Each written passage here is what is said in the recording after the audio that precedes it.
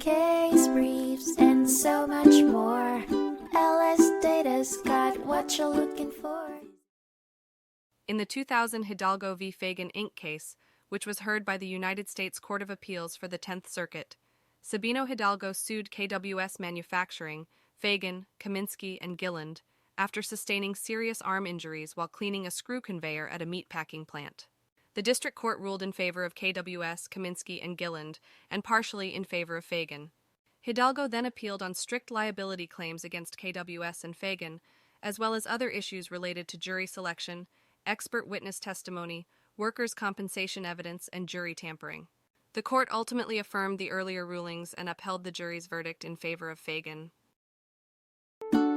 Case briefs, and so much more. LSData's got what you're looking for. Visit lsd.law, elevate your mind. Leave the stress of class.